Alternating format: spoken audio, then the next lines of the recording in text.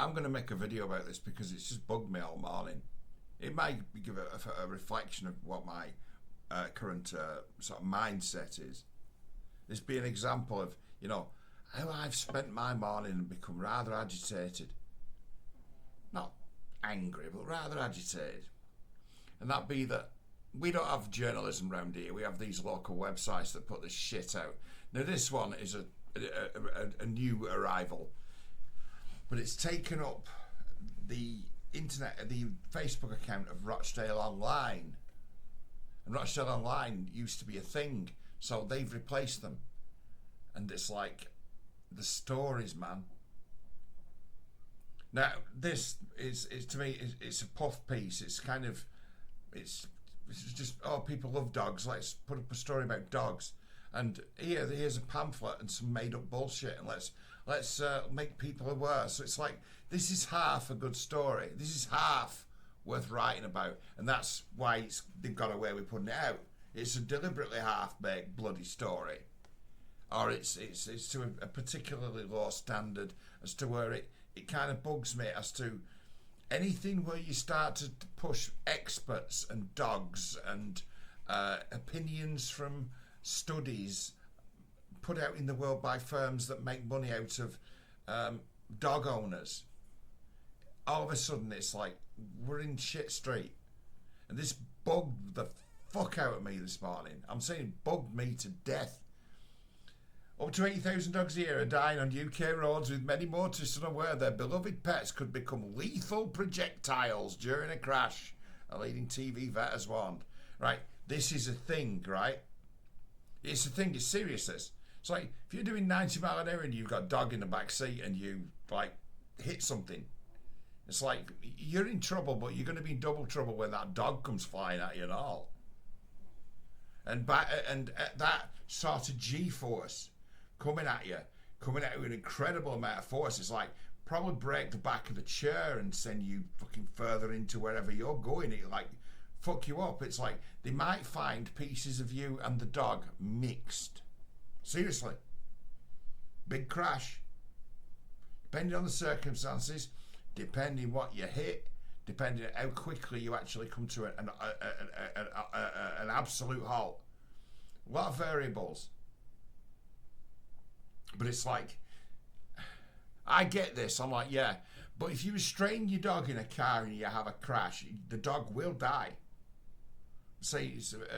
But if you have the crash, the nature of dog restraints, the dog's back will be broken with all G-force. Like I say, wouldn't need to be affected by the impact. The restraint would kill the dog anyway, but the dog wouldn't become something that's yelping and flying at you.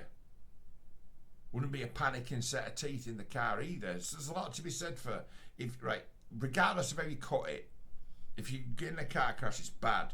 If you've got your dog in the car when you have the crash, no matter what you do, it's going to be a fucking bloodbath. I'll just put it to you. Car crashes are bad. But this is trying to put something out there as to, yes, there is that. They're right, there's a risk. You get in a crash, dog in the car, that's a terrible complication to have in any kind of car crash, is a dog in the car for a lot of reasons. So this could be said to be a decent article, but then it does this, right? And this is a reflection of just me at the moment. In some regards, I am sick of fucking bullshit and half-arsed people. How you can actually... I read this. In a collision at just 30 mile an hour, an unrestrained dog weighing 20 kilograms, approximately the size of a Cocker Spaniel, like the one in the picture. Oh, no, that's not a Cocker Spaniel. Size of a Cocker Spaniel can become a 600 kilogram projectile, causing severe injuries or death. And then it doesn't go on to say anything. It just talks about what else Tavo's research says, right? And this just goes, hang on a minute. I've been in some situations where I've been like nearly died, said when you say, I nearly died. Well, in a car, it's a funny thing that does happen to you a lot, where you come away unscared, but you nearly died, and slammed the brakes on with everything I've possibly got and prayed that you stop. Right? And when you do it, it's the matter when you come to a halt, G-force. G-force be big, be something you, whoa. Coming to a halt, airbag. Put enough G-force in the car, and you can try to stop hard enough that your airbags will. You can deploy your own airbags. If you accelerate up to real fast and then try and stop as fast as possible, you will deploy your own fucking airbags. Depending on how its sensors are set, but it's realistic. If you try and brake that hard, triggers, one of the different sensors for the airbag will set them off. I'm saying the stopping is a release of tremendous amounts of energy. The stopping. So it's like, hang on a minute, right, stopping. So G-force, we're talking Newtonian physics here. This is not my specialty, but it's not that difficult to understand if you live in the year 2025 and you've got Grok who can do all of the calculations for you in seconds. But if someone gives you this, can become a 600k projectile, that's a matter of force or like relative mass or weight, right? So those figures, you can put those figures to, I did it. I got a Grok on board and so I asked, are the figures given in this statement accurate? Yeah, a collision of 30 mile an hour and understated dog weighing 20 kilograms. Yeah. Did the proper calculation for me.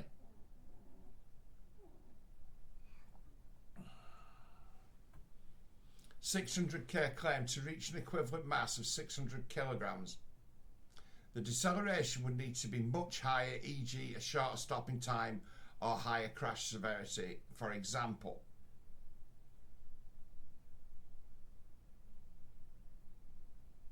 It's like, there's more information here. You'd be pulling like 60 Gs. From 30 miles an hour to pull 60 Gs. In order would imply a stopping time of 13.4 milliseconds. And that'd be 0.0456 seconds, which is possible in a more severe crash with a smaller impact area, but less typical. It's like, yeah, scientifically possible, right? Because we're not talking about cars here, we're talking about objects and dogs. Scientifically possible, but it's a matter of, at the same time, right, creating an instrument, right, that could turn 20 kilograms of weight, mass, into 600 kilograms of force would be an incredible cannon, be an incredible weapon. I wonder if when people talk about things like, I don't look at stuff like this, like rail guns and gauze weapons, is that the kind of technology that it is? As to you accelerate something and then rapidly decelerate it and turn it into a projectile? Because that's all that can make this claim true. As to this bloody statement is scientifically possible, but you would have to invent a new technology to make it so, right? And this is where this bugs the fuck out of me, right? Really, like, bugs me to death, is that run the real numbers on this that they're talking about, right? Run the real numbers. We've got numbers, haven't we? And we can make, me and Grok, we can be generous and we can point to realistic worst case scenario situations. Like, you hit a brick wall or a dry stone wall or something super solid head on that brings you to a dead halt. Nothing in the world is going to stop you dead in 0.4. Like, you'd be moving towards it if you hit something like a truck head on. You'd be moving towards it, but you wouldn't get there. You weigh up how bad, right? weigh up how just the effects of the deceleration, not the impact, just the deceleration has on what's in the car. That dog that's not, properly moored. And it's like in the worst possible situation, which would be, say, head-on collision with something super solid, stopping dead against a brick wall, hitting like something like a motorway bridge, right? It's like there's a concern. It's like, yes, that dog is going to hit something with about 200 kilograms of force, 10 times its weight.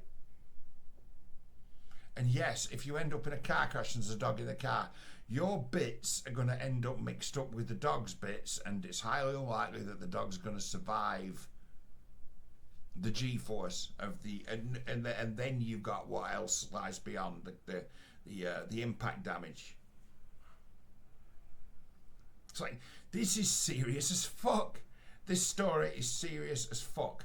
But somebody has taken something that's completely half-arsed and just repeated it to make it to something as to where I read it and I go, projectile? Projectile? Like missile, like bullet, like cannonball, like dog? And like, what would it take, right, for someone to... This is actually a good story, isn't it? It is. It's actually a good story. It's a bit meh, and then you've brought in people like canine behaviourist, and that's a ridiculous notion. But saying that, good advice. Many owners let pets travel unrestrained because they think it calms the animal. However, in the calmest of pets can panic in a crash. Well, obviously, people panic in a crash. It's traumatic for everyone involved. But this is actually a good article. It's not bad. It's actually a good one too, but it's a mixture of messages and sources as well. Well, this survey found 67% of motorists did not know this rule existed in the highway code. Oh my word. It's a patchwork quilt, but it's like this, where he name drops a study, and the study includes this, which is astonishingly half-arsed.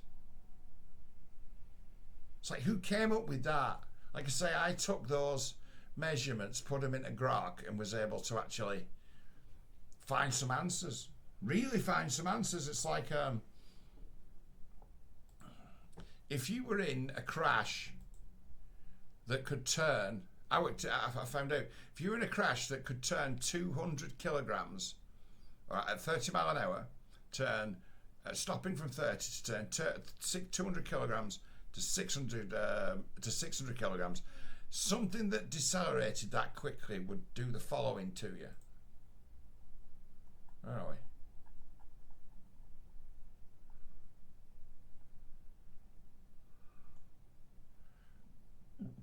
G-force. Without a seatbelt, just dead, and basically break every bone in your body. That's what it's kind of saying. Break every bone in your body, and with a seatbelt and an airbag, leave you critically injured, in need of urgent, immediate, life-saving medical attention. And that just be the effects of the G-force, not the fucking impact. That be the effect of how much that G-force do to you while you're restrained. Yeah? And then this other up here be unrestrained, be what the G-force would do to you, smashing you against the fucking console. Break every bone in your body. So, yeah, if you were in a crash where you stopped so quickly that the G-force that you accumulated smashed you to pieces, well, guess what? It will smash your dog to pieces as well. It's like, this is actually a genuinely good story, but this example they've used, it's like, tell me something in the world that could stop something so dead as to where the actual room made it so the dog could go through the windscreen and then go through the windscreen of another vehicle and kill somebody.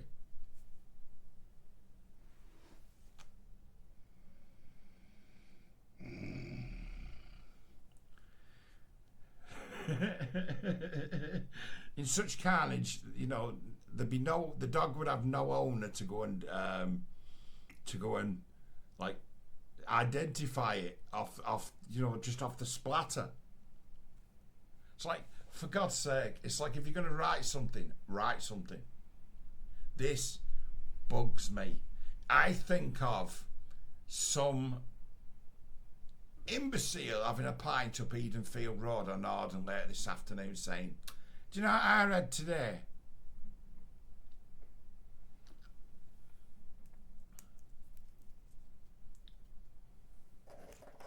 It bugs me so much. And say, as I sit irritating, like, I'm going to fucking make a video about this because of how much it bugged me. It's like, am I wrong for the truth to actually matter? And when someone's done something half-assed, where in this is a lie, someone's just done some really half-assed research or thought about it this much and come up with some bullshit and put it in some bumf, and then the bumf gets picked up and the same bullshit gets repeated again by some guy who's writing for a local news website, and then somebody comes along and repeats the same shit. And it's not just about dogs, it happens, it's about God knows how many other things, as to where no one pays any attention, no one gives a fuck. This guy, he had a go at me for saying, didn't you read the article? This is about saving people's lives. I'm like, no, this contains a piece of absolute bullshit dressed as science. It's like dog scientism, and I fucking hate dog scientism. There's nothing. There are many things that get my goat that go around. I fucking hate voodoo. I hate juju voodoo. I hate magic circles as to well, if you're a magician, then so am I. Just better than you. I don't really like that so much, and I don't like dog science. The softest minded people in the fucking world are basically women and soft men. When you talk about their pets, suddenly they're willing to swallow any old shit. I say, this is worth knowing, but why? Why put a shit test in the middle of it that anyone who's like, you might be someone who likes a bit of Star Trek and picked up about this notion of, say, newtons and G-force and pressure, and those of us who like our science fiction, it's like, we've been taught this. They've tried to teach us. If you're paying attention, you might have learned something about this stuff from watching TV. And so it's like, oh yeah, all checks out, you can go away and weigh it up, and it's like, well, yeah, you can. It's not these forces are the easiest things in the world to demonstrate. Easiest thing, I just to pick you up and shake you about a bit. Demonstrate it to you. It's like, why doesn't anyone give a fuck?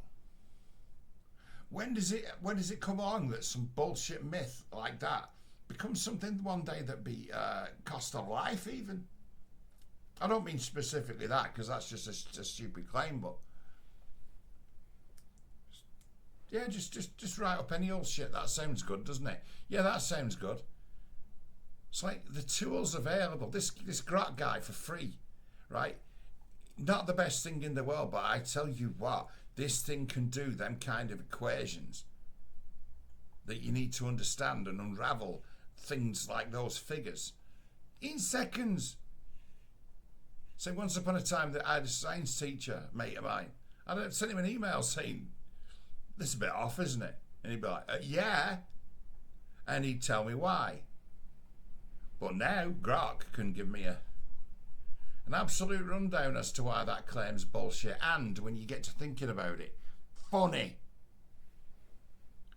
30-mile-an-hour crash and fucking like dog, woo, through the window, like shoof, sets off like a fucking ballistic missile.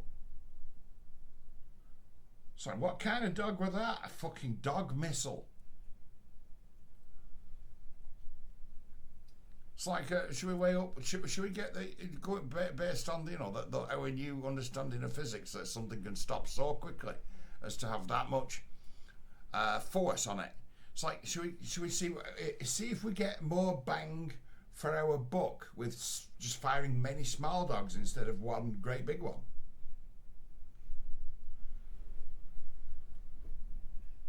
Why doesn't anyone give a fuck?